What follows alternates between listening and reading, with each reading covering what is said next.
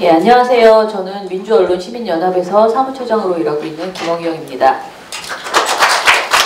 예, 오늘 2부죠. 2019 민원연 좋은보도상을 통해 본 언론의 희망, 이름은 굉장히 거창합니다.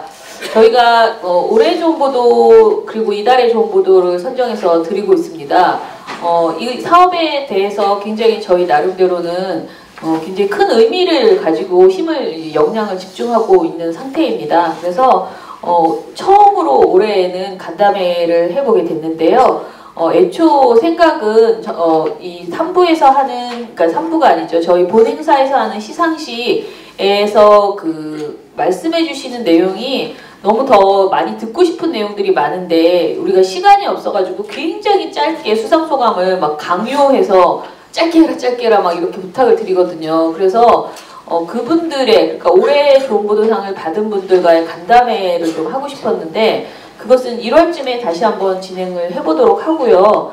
일단은 이달의 좋은 보도를 저희가 늘 간담회를 해왔습니다. 그래서 이달의 좋은 보도 그리고 올해 좋은 보도까지 합쳐서 민원연이 들고 있는 좋은 보도 상에 대한 이야기를, 한 해 동안 진행해온 이야기들을 해보기 위해서 오늘 간담회를 시작을 했습니다. 마련을 했습니다. 오늘 간담회에 오신 분들 인사부터 드리겠는데요.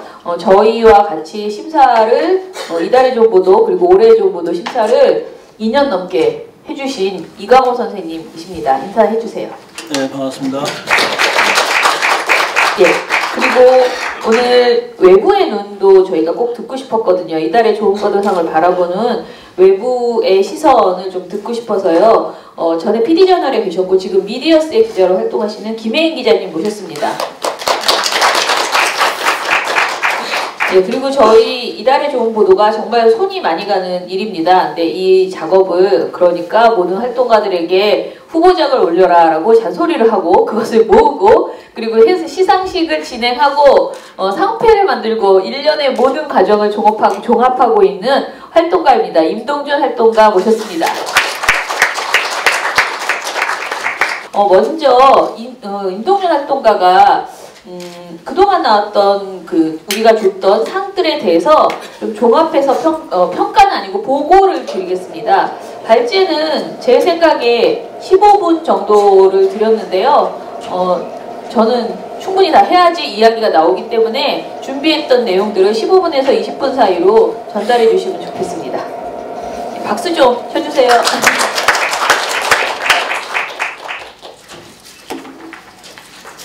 네.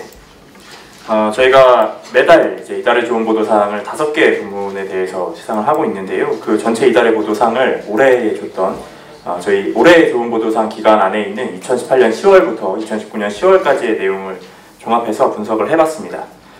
첫 번째로 살펴볼 내용은 누가 받았는가입니다. 그래서 부문별로 해서 어떤 매체가 몇 번을 수상했는지를 분석을 해봤는데요. 네, 첫 번째로 신문 부문입니다. 신문 부문은 한겨레가 5회로 최다 수상을 기록했습니다. 저희가 공동수상까지 통틀어서 총 11회를 시상을 했는데 그 중에서 5회가 한겨레에서 나왔고요. 나머지 6회의 경우에는 경향신문, 서울신문, 한국일보가 각각 2회씩 수상을 했습니다. 그래서 2018년도와 좀 비교했을 때 한겨레와 경향 이 두 매체가 봤던 사이에 서울신문과 한국일보가 수상 경쟁에 합류했다라는 점이 올해 좀 보인 특징이었습니다. 네, 이어서 방송 보도 부문입니다. 방송 보도 부문 같은 경우는 전체 저희가 총 14회를 시상을 했는데요. 그 중에서 3개 매체가 모두 14회를 받았습니다. 그래서 KBS, MBC, JTBC였는데요. 이 세 매체의 3파전 양상이 눈에 띄었고요. 그 중에서 KBS, JTBC가 5회를 수상을 했고요. MBC가 4회로 뒤를 이었습니다. 작년 10월부터 올해 10월까지의 보도라고 말씀을 드렸는데 그 기간 사이에 SBS의 보도가 단 한 번도 선정되지 않았다는 점도 좀 눈에 띄는 부분이었습니다. 네. 이어서 온라인 부문입니다. 온라인 부문 같은 경우는 보시는 바와 같이 꽤나 다양한 매체들이 수상했습니다. 그래서 앞서 보셨던 신문 방송보다는 조금 더 분포도가 있는 모습을 보이고 있는데요. 그 중에서도 저희가 총 8회를 올해 시상을 했는데 뉴스타파가 단독으로 수상을 한 것이 3회였습니다. 그래서 최다 수상자였고요. 나머지 오마이뉴스, CBS 노컷뉴스, 스브스뉴스, 뉴스엔조이가 각각 1회씩 수상을 해서 뒤를 이었습니다. 그리고 지난 9월에는 뉴스타파와 프레시안과 뉴스타파가 공동으로 기획한 배달 죽음이 협업을 통해서 수상을 했습니다. 그리고 지금 표에는 나와 있지 않지만 저희가 올해 10월에는 뉴스타파와 MBC PD수첩이 협업을 한 검사범죄 2부작에 대해서 저희가 10월 온라인 시사 프로그램 특별상을 수상하기도 했습니다. 그래서 뉴스타파가 단독으로 받은 내용, 그리고 프레시안과 함께 협업을 한 내용, MBC PD수첩과 협업을 한 내용을 합치면 5회 수상을 기록한, 그래서 뉴스타파가 온라인 부문에서는 굉장히 강자로서 모습을 보였다라고 볼 수 있었습니다. 네. 이어서 시사 프로그램 부문인데요. 시사 프로그램 부문은 보시는 바와 같이 두 개 프로그램이 굉장히 치열한 모습을 보이고 있습니다. MBC 탐사기획 스트레이트 그리고 KBS 추정 60분이 2강 구도를 보였고요. 총 저희가 8회를 시상을 했는데 그 중에서 MBC 탐사기획 스트레이트가 4회, 그리고 KBS 추정 60분이 3회를 기록했습니다. 2019년 10월 이달의 좋은 보상 시사 프로그램 부문에는 KBS 부산의 부마 민주항쟁 40년 특별기획 KBS 1979 부마가 선정이 됐습니다. 그래서 KBS 부산이 1회를 기록하면서 이 세 매체가 올해의 시사 프로그램 부문에서는 상을 받았습니다. 네, 마지막 부문은 대한미디어 부문인데요. 보시는 것과 같이 2회 전체 저희가 시상을 했습니다. 1년 통틀어서 2회밖에 나오지 않았다는 것은 어떻게 보면 많은 수상을 하지 않았다는 걸로 볼 수 있는데요. 2회 중에서 이제 CBS 노컷뉴스 시리얼과 다페이스가 각각 1회씩 수상을 했습니다. 어떻게 보면 올해에 저희가 좋은 보도상 중에서 가장 적게 시상한 부문이라는 점을 봤을 때 내년에는 조금 더 이 대한미디어 부문에서는 수상작이 더 많이 나왔으면 하는 부분도 있었고, 어떻게 보면 저희 내부에서도 대한미디어 부문에 대한 규정과 대한미디어 부문은 어떻게 시상을 할 것인가에 대한 부분도 좀 고민할 요소로 보였습니다. 네, 다음으로 분석한 내용은 전체 보도들의 주제를 분석을 해봤습니다. 그래서 한 해의 좋은 보도는 어떤 내용들이었는지를 한번 확인해 봤는데요. 첫 번째로 분석 결과입니다. 분석 결과에서는 사회와 관련돼 사회를 주제로 한 좋은 보도가 29회로 최다 횟수를 기록을 했습니다. 언론 본연의 역할을 생각해 봤을 때 우리 사회의 약자를 보호하고 또 권력을 감시하고 견제하는 역할을 한다, 이런 측면에서 봤을 때 좀 당연한 결과로도 볼 수 있었습니다. 그리고 좀 눈에 띄는 부분은 역사와 미디어 관련 좋은 보도가 있었다는 점인데요. 뒤에 주제별 분석을 통해서 제가 좀 더 자세하게 언급을 하겠지만 이 주제들 같은 경우는 올 한 해 이 사회에 있었던 이슈를 좀 반영했다라는 부분이 좀 눈에 띄었습니다. 지난 7월 달에 있었던 일본의 경제 도발, 그리고 근래까지 이어지고 있는 시민들의 언론개혁에 대한 요구, 이런 점이 좀 반영된 결과라고 해석할 수 있었습니다. 네, 그래서 주제별로도 어떤 보도들이 있었는지 한번 분석을 해봤는데요. 사회 관련 좋은 보도 분석입니다. 사회 관련 29회 중에 가장 많은 핵심 내용이 노동이었습니다. 노동이 전체 7회를 기록을 했고요. 그리고 노동 보도들의 특징은 부문별로 굉장히 다양하게 나왔다는 겁니다. 대표적으로 온라인 부문에 선정이 됐었던 청년 산업재해와 배달 플랫폼 노동자들의 열악한 환경을 보여줬던 뉴스타파와 프레시안의 배달 죽음 보도가 있고요. 대한미디어 부문에서는 간호사들의 목소리로 이 간호업계 노동자들의 현실과 구조적 문제를 짚었던 다페이스의 간호사 라이프 보도가 있었습니다. 신문 부문에서는 한겨레가 글로벌 삼성 지속 불가능 보고서를 통해서 중국, 베트남, 브라질 등에 있는 삼성 공장의 해외 노동자들의 이 실태를 지적하기도 했습니다. 그래서 국내 기업 노동자들 뿐만 아니라 해외에 있는 노동자들에 대한 보도들도 있었다는 점이 좀 눈에 띄었습니다. 특히 좀 돋보였던 부분에서는 시사 프로그램 부문에서 나왔는데요. 시사 프로그램 부문에서는 노동조합을 탄압하는 기업들을 다룬 보도들이 좀 눈에 띄었습니다. KBS 추정 60분의 경우에는 한국타이어 노동조합이 지난 10년간 받은 탄압 사례를 공론화했고요. MBC 탐사기획 스트레이트 같은 경우는 한화 에어로스페이스 노동조합의 탄압 사례가 이 전신 기업이었던 삼성 이 내부 문건과 유사하다라는 점을 또 고발하기도 했습니다. 이 노동보도 외에도 사회 이 주제에서 눈에 띄었던 부분은 젠더 이슈 관련 보도들이 늘어나기 시작했다는 점입니다. 대표적으로 방송 보도 부문에서 KBS가 여성 살인의 전조 스토킹 보도를 통해서 여성을 대상으로 한 살인 사건들을 분석을 해서 이 범죄가 일어나기 전에 스토킹 범죄가 발단이었다라는 점을 짚었고요. 온라인 부문에서는 스브스뉴스가 스쿨미투는 졸업하지 않았다 보도를 통해서 학교 내에서 이뤄진 성폭력 문제들, 이런 부분들을 피해자들의 목소리로 고발하기도 했습니다. 신문 부분에서는 경향신문, 성교육 이젠 젠더교육이다가 해외의 성교육 사례들을 집중 취재를 했고요. 그래서 우리나라 성교육이 어떤 방향으로 바뀌어 가야 하는가 이런 부분을 조명하기도 했습니다. 그래서 전반적으로 작년에 비해서는 이 젠더 이슈에 관한 보도들이 늘어났다라는 부분을 살펴볼 수 있었고요. 이런 사회 보도의 전반적인 흐름을 보면 아직도 이 노동권을 지키기 위해서는 노동자가 투쟁을 하고 탄압을 견뎌내야 한다라는 사회 현실이 좀 비춰졌고요. 그리고 언론이 이런 노동권에 대해서 관심을 가졌다라는 걸 좀 입증하는 결과로도 볼 수 있었습니다. 그리고 우리 사회가 요구하는 젠더 감수성에 대한 일부의 언론의 변화 시도가 있었다라는 점도 확인할 수 있었습니다. 다음으로 살펴볼 주제는 역사인데요. 네, 넘어갔죠? 네, 역사인데요. 역사 관련 좋은 보도에서는 앞서서도 말씀드렸지만 한일 관계에 따른 좋은 보도가 등장했고요. 그거 외에도 과거에 대한 탐사 보도가 또 등장을 했습니다. 대표적인 예시가 KBS의 3.1운동 개보도 최초 발굴 보도인데요. 이 보도 같은 경우는 KBS 탐사보도부 팀이 시사기획창을 통해서 일제시절의 밀정의 흔적을 찾는 탐사보도를 진행했습니다. 이 과정에서 3월 1일 임시정부 수립 100주년을 맞이해서 3월 1일과 임시정부 수립 100주년을 맞이해서 취재 중에 발견했던 문건들, 그리고 3.1운동 개보도, 임시정부 단체 사진 이런 것들을 단독 보도한 내용이었습니다. 그리고 시사 프로그램 부문에서는 MBC 탐사기획 스트레이트가 이승만 정부의 보도연맹 사건을 추적을 했고요. 그래서 피해자들뿐만 아니라 피해자들의 유가족들에게도 국가폭력이 이어졌다라는 점을 고발하기도 했습니다. 이런 보도들은 베일에 감춰져 있었던 역사적 사건이나 제대로 알려지지 않았던 국가폭력을 조명한 시도들이라고 볼 수 있었습니다. 그리고 앞서서 언급했던 일본의 경제 도발 이후에 나왔던 보도들도 수상을 했는데요. 대표적으로 7월 달에 이 경제 도발이 시작된 이후 8월 달에 나온 좋은 보도상 부문들이 그랬습니다. 방송보도 부문에서는 JTBC 한일협력위의 실체와 일본 8억 달러 비밀의 추적이라는 일본이 과거사와 관련해서 모든 문제를 해결했다라고 주장하는 핵심 근거인 이 한일협력위원회의 8억 달러를 추적을 한 건데요. 이 돈이 전범 기업들에게 쓰였다라는 점들을 짚어내면서 강제징용과 관련해서 일본 정부가 주장하는 내용들을 좀 반박할 수 있는 내용을 보도하기도 했습니다. 그리고 한국일보의 경우에는 인도네시아 위안소 유적 및 현재 한국인 역사 연속 보도를 통해서 해외에 남겨져 있는 일본군 성노예제 흔적을 발굴하고 또 이 흔적이 증거가 있음에도 불구하고 관리가 굉장히 부실해서 화장실로 이용되는 등의 실태를 고발했습니다. 그래서 현지에서 어떻게 보면 대책을 마련하고 다시 관리에 돌입하겠다라는 변화를 이끌어내기도 했고요. 그래서 이런 보도들 같은 경우가 이제 올 한 해 있었던 사회 이슈였던 일본의 경제 보복이라는 시대적 상황이 만들어낸 역사를 좀 재정립하는 보도들이었다라고 볼 수 있었습니다.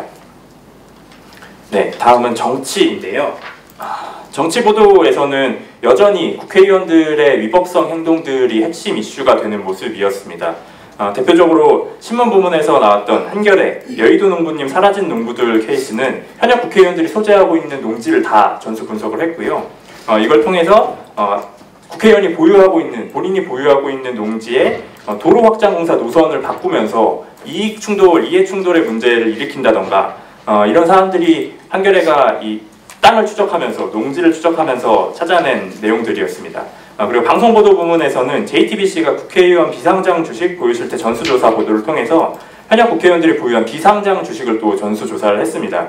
이 과정에서도 본인이 소유하고 있는 비상장 주식을 가지고 있는 기업이 혜택을 볼 수 있는 법안을 마련한다든지 이런 케이스를 통해서 이해충돌의 문제를 벌였다라는 것을 확인할 수 있었고요. 이 외에도 이 온라인 부분에서는 이제 영수증 이중 제출 혹은 뭐 특정 업무 경비 오남용을 저지른 국회의원들을 추적하고 보도한 뉴스타파의 세금도둑 국회의원 추적 보도가 나오기도 했습니다. 이런 보도들, 국회의원의 위법성 행동들을 고발하는 보도 같은 경우는 언론의 기본적인 역할인 권력에 대한 감시로 볼 수 있는 요소였습니다. 그리고 이런 보도들에 대해서 선정 이후에도 실제로 시민들의 관심이 굉장히 컸던 모습이 확인됐습니다. 네, 다음은 미디어 관련 좋은 보도 양상이었는데요. 미디어 관련 좋은 보도 같은 경우는 개인적으로 제가 생각하기엔 올해 가장 좀 주목할 만한 내용들이 있었다라고 보였습니다. 최근 들어서 유튜브라는 플랫폼이 성장하게 되면서 이 허위 추적 정보 유통의 문제가 대두됐는데요. 동시에 허위 추적 정보에 대한 사실관계 확인의 중요성도 커졌죠. 이런 역할을 해낸 대표적인 보도가 JTBC 뉴스룸의 팩트체크 보도였습니다. 그래서 저희가 선정했던 JTBC 뉴스룸의 팩트체크 보도는 유튜브라든지 혹은 온라인상을 통해서 퍼졌던 허위주작 정보의 사실관계를 확인하고, 그리고 또 이 유통망, 유통 구조를 분석하면서 허위주작 정보가 어떻게 만들어지고 어떻게 퍼져나가는지를 짚었던 보도들이 있었습니다. 그래서 JTBC 팩트체크 같은 경우는 변화하는 미디어 환경 속에서 이 소비 환경이 달라진 이 유튜브라는 새로운 매체를 통해서 문제가 되고 있는 허위주작 정보를 다뤘다. 그리고 이걸 단순히 사실관계만 확인하는 것이 아니라 어떻게 만들어지고 어떻게 퍼지는가에 대한 부분을 분석했다라는 점에서 변화한 미디어 환경이 만들어낸 좋은 보도였다라고 평가할 수 있었습니다. 그리고 JTBC 팩트체크를 제외한 두 건의 보도는 뉴스타파의 로비스트 박수환 문자, 그리고 CBS 노컷뉴스의 청룡봉사상 특진제 폐지 보도였습니다. 뉴스타파 같은 경우는 홍보대행사 소속의 이제 박수환 씨의 문자 2만여 건을 분석을 해서 조선일보 등을 비롯한 이 뉴스의 언론에서 기자들이 박수환 씨를 통해서 기업과 기사 거래를 했다라는 점을 고발했습니다. 그리고 CBS 노컷뉴스 같은 경우는 조선일보가 경찰과 함께 주최해서 수상자에게 특진이라는 혜택을 줬던 청룡봉사상의 문제점들을 고발했고요. 실제로 이 문제가 되고 CBS 노컷뉴스를 통해서 공론화가 된 이후에 정부가 청룡봉사상을 비롯한 민간에서 주는 공무원의 특진을 주는 상들을 모두 폐지하겠다라는 입장을 밝히기도 했습니다. 그래서 실질적인 변화를 만들어냈던 보도로도 평가할 수 있었습니다.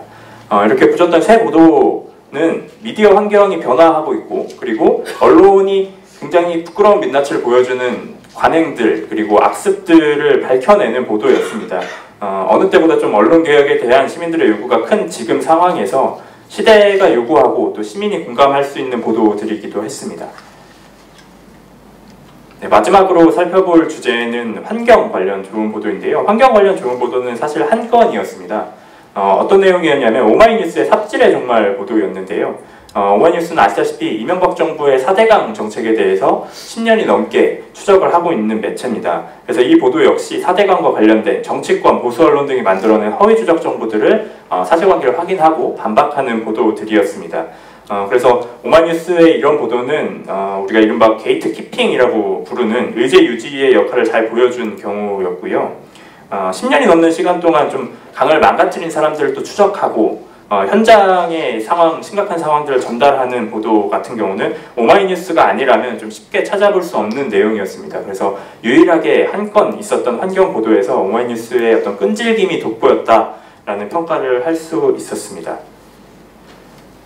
네, 마지막으로 이걸 정리하면서 제가 느꼈던 점들을 좀 말씀드리고 싶어서 이 섹션을 넣었는데요.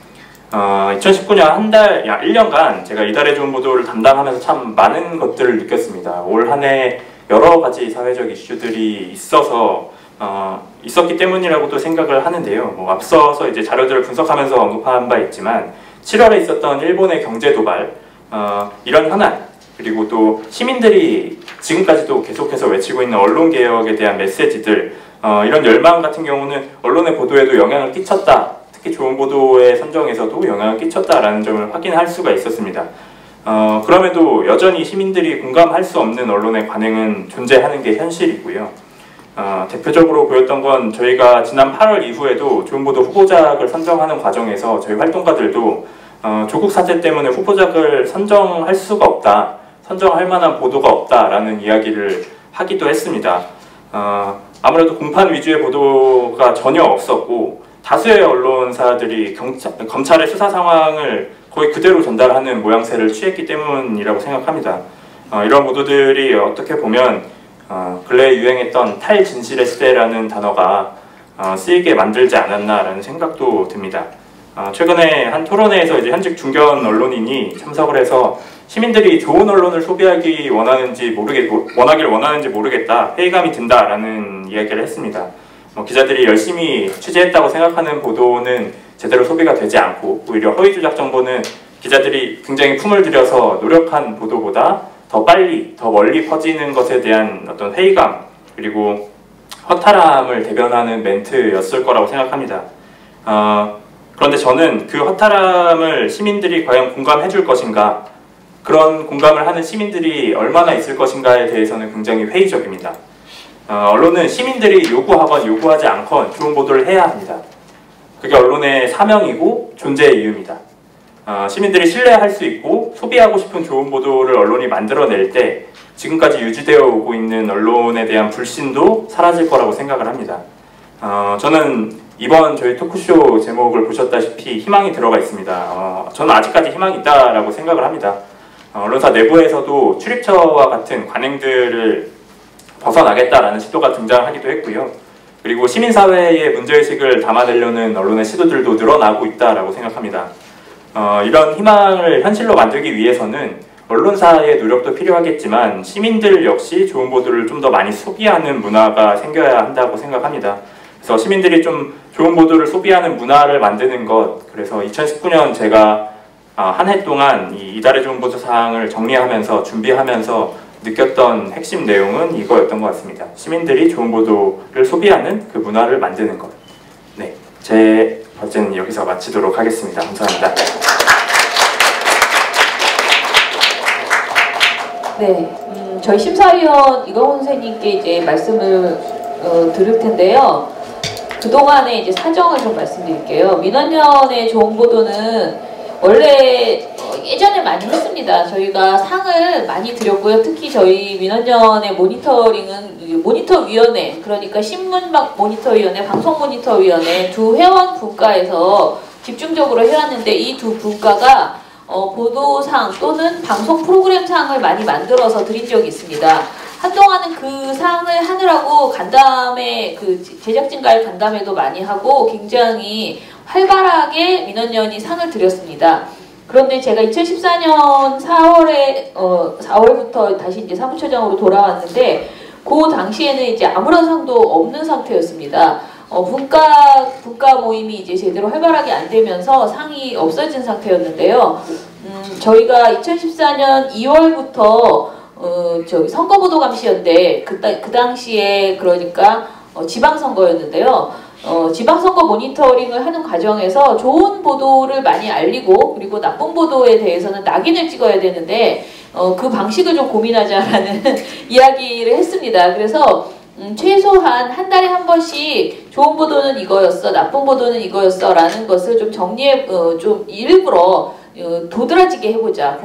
시민들이 보기 쉽게 그런 생각을 했고 2014년 6월부터 저희가 이달의 좋은 보도, 이달의 나쁜 보도를 뽑기 시작했습니다. 이때는 상은 드리지 못했고요. 그냥 뽑아가지고 발표만 했습니다. 그리고 매체도 신문, 방송에 국한됐고요. 그리고 저희 모니터링에서 커버하는 부분만 해야 됐기 때문에 애초에 모니터 대상 매체에서만 상을 드릴 수 있는 거예요. 좋은 것이나 나쁜 것이나 다 그렇게 했었고요. 2015년 12월까지는 저희가 이대로 쭉 진행을 하다가 2015년 12월에 올해의 좋은 보도상을 드리기 시작했습니다. 이때부터 처음으로 이제 모셔서 상을 드렸죠. 저희가 상을 드리게 되는 과정에서 이게 이제 시상식을 할 때 손님이 굉장히 많이 와야 상을 드릴 수 있지 않을까라는 그런 위축감이 있었는데요. 그래도 상을 드리면 굉장히 좋아하더라 라는 생각이 들어서 그냥 계속 시상식을, 이달의 좋은 보도상 시상식을 하게 되었습니다.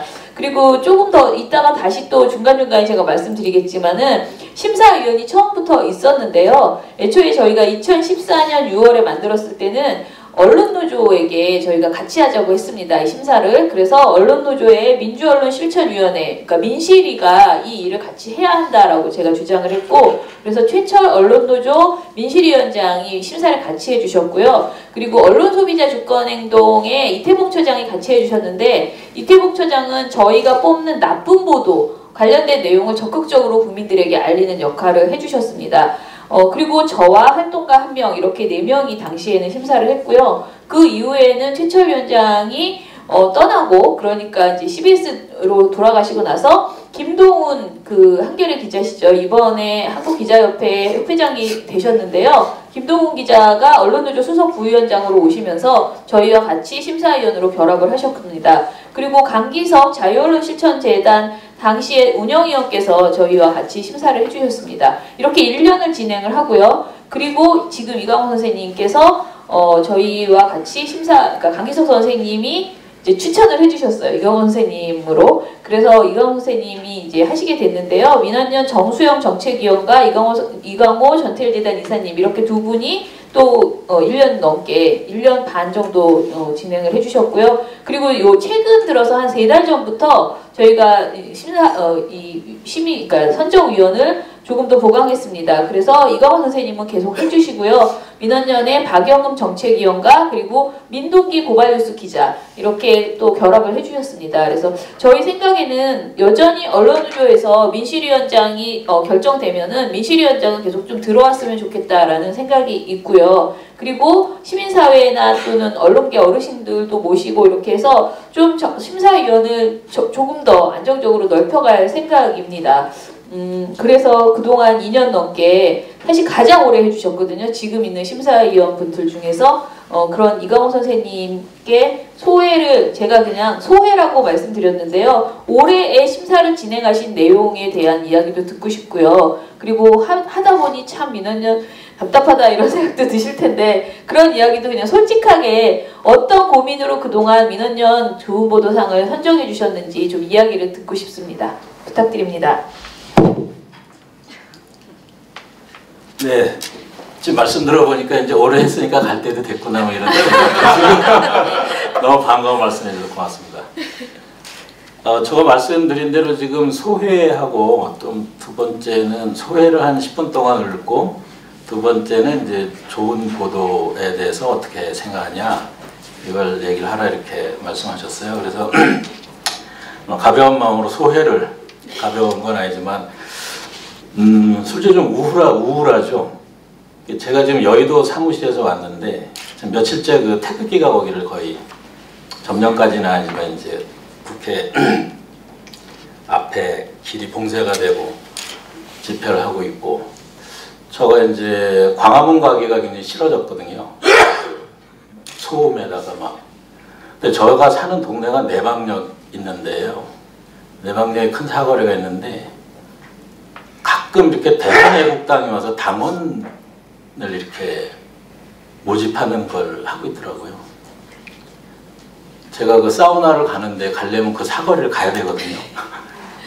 근데 갔는데 저한테도 막 이렇게 다가와가지고 그래가지고 몸서리를 치면서 거부를 했는데 그러니까 이런 부분들이 사실은 언론 보도와 뭐 뭔 관계냐. 근데 저는 뭐 세상 일에 다 관련이 있듯이 이 부분도 무관하지는 않다 이런 생각이 좀 들어요.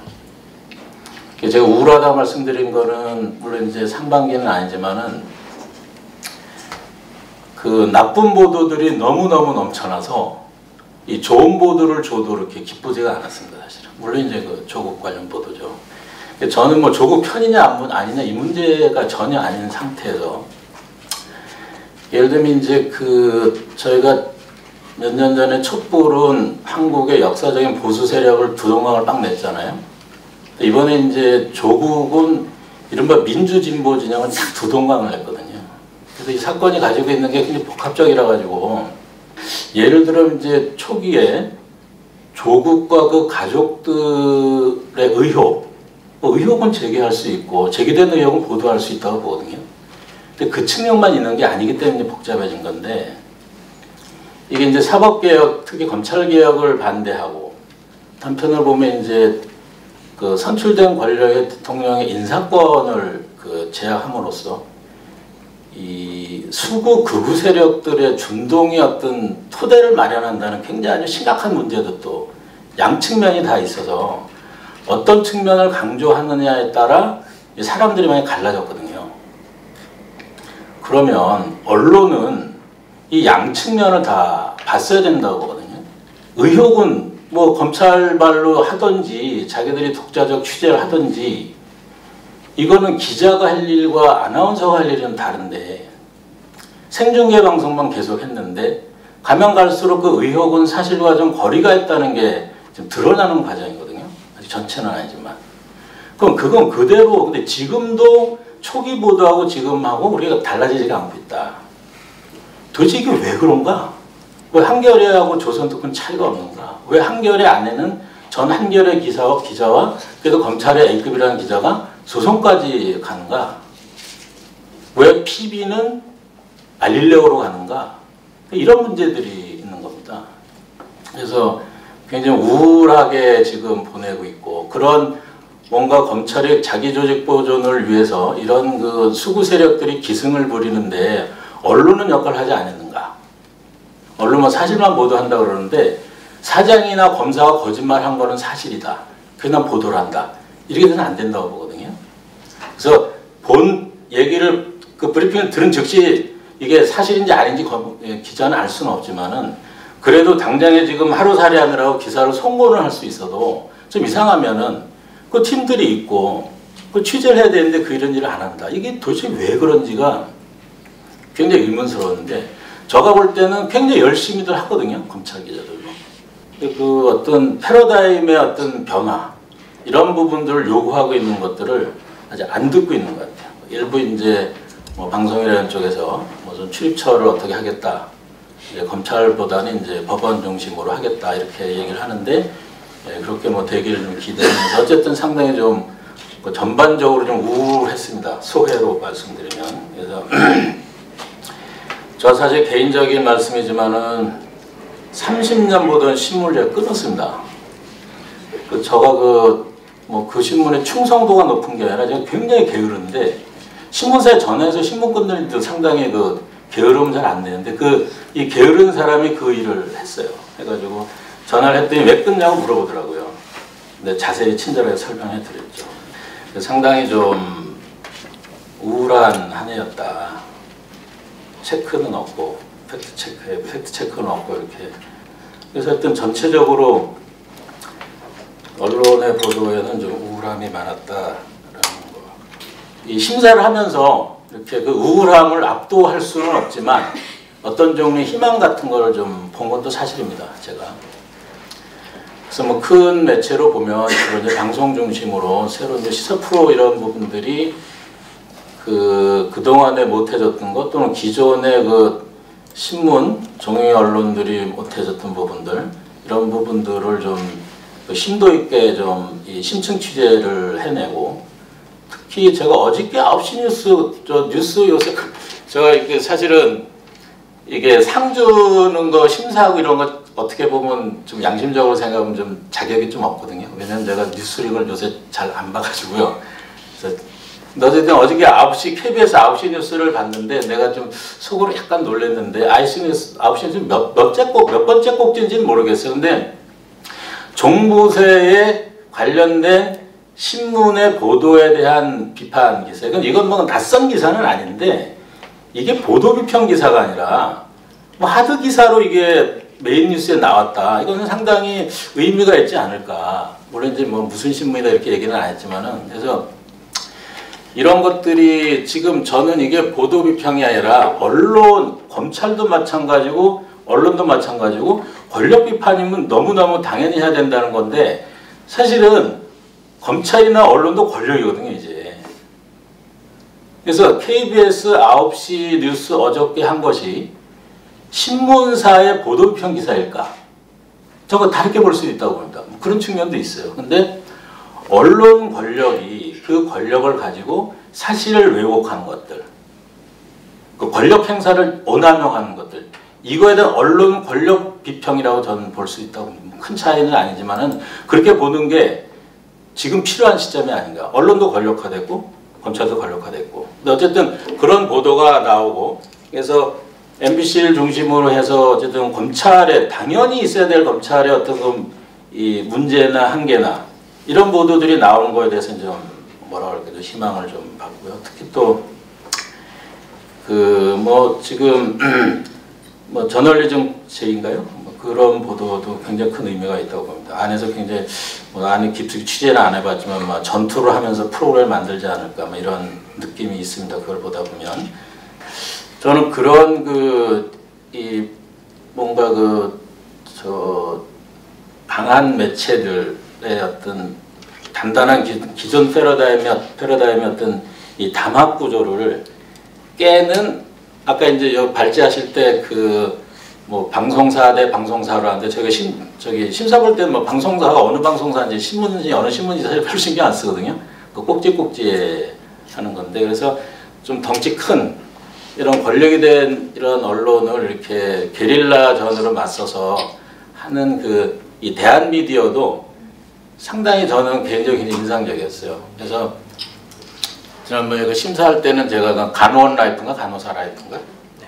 닷페이스. 닷페이스를 보고 아 이런 형식 이렇게도 뉴스를 옮길 수도 있고 이게 스트레이트 기사도 아닌 것이 무슨 본격 시사 프로그램도 아닌 것이 뭐가 문제인지 이런 것들을 이렇게 잘 알려주는 그래서 아 이런 종류의 새로운 시도들 그래서 이거는 뭐 어디서 정책적으로 밀어줘 안 밀어줘를 떠나서 이 지금 특히 그 유튜브를 비롯한 이쪽 판에서 어떻게 갈지는 잘 모르겠어요. 지금까지 이제 보수나 우파들이 좀 더 숫자적으로는 유리한데 이런 부분들이 나오는 걸 보고 이렇게 뭔가 다른 쪽에서 이게 그 대안 이게 뭐 확실한 대안이라는 건 아니지만은 이런 게 좀 나올 수도 있구나라는 게 저 굉장히 좀 그런 매체들이 상대적으로 많고 그 이렇게 보면은 정말 재미없는 거 노동과 관련돼서 노무사 2명 와서 이리 저리 얘기하는 것들 이런 부분들도 보면은 조회수가 이제 10,000 이상 나오고 그러니까 이건 실수요자들 투기 수요자들이 아니라 그냥 이런 부분들에 조응하는 매체들이 좀 생길 수 있구나 이 점에 대해서 개인적으로 그분들이 굉장히 고맙기도 하고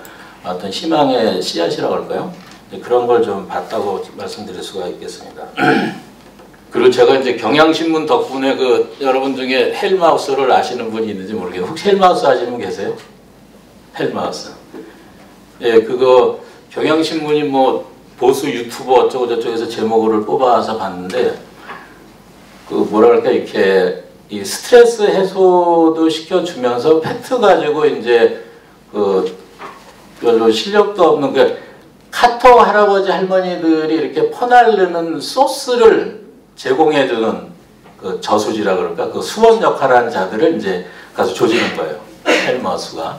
그러니까 이게 막 그 이게 옐로 딱지라 그러나 노란 딱지 받아가면서 뭐 세지는 않지만 욕도 가끔 해가면서 팩트는 정확하게 하는데 그런 부분도 보니까는 이게 이 구독자 수나 조회수가 의미가 있는 게 나오더라고요. 그래서 그 하나의 예시인데 제가 모르는 수많은 게 있을 거라고 좀 봅니다. 특히 뭐 우파 쪽엔 더 많을 거고.